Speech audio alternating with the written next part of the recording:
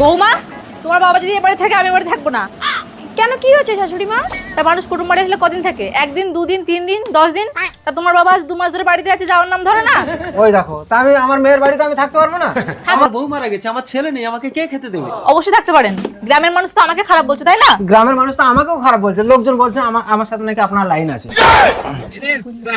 বৌমা, তোমার বাবাকে এক্ষুনি এখান থেকে দূর করো। আমার বাবা যাবে না। ঠিক আছে, তাহলে আমি এখান থেকে চলে যাচ্ছি। দাঁড়াও মা, আমার বাড়ি থেকে আমার মা বেরিয়ে যাবে, তোমার বাবা থাকবে?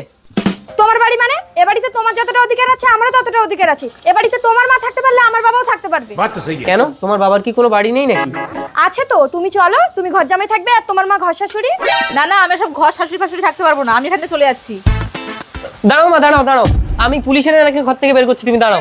হ্যাঁ হ্যাঁ, যাও যাও, উঠে এসো বাবা।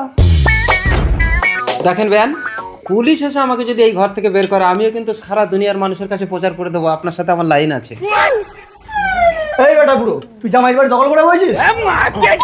ঠিক আছে, আমার বেয়ান যদি বলে আমি চলে যাবো। বেয়ান কি বলবে, বেয়ান কি বলবে? হ্যাঁ, আমি তো বলছি বাদ বেরিয়ে যাও। এই তুমি এত কথা বলছো কেন? তোমার মা তো আছে। আপনি কি বলেন? তাই না তো, আমি আমার ছেলের বাড়িতে থাকতে পারলে উনি ওনার মেয়ের বাড়িতে থাকতে পারবেন। এ বাড়ি তো ওনারই বাড়ি। আমি সব বুঝতে পেরেছি মা, বাবা বেঁচে থাকলে তুমি এটা করতে পারতে? তার মানে আমার সামনে তুমি ওনাকে তাড়ানোর নাটক করছিলে? এটা অবৈধ। ঠিক আছে, তাহলে আমি বেয়ানকে বিয়ে করে নিচ্ছি।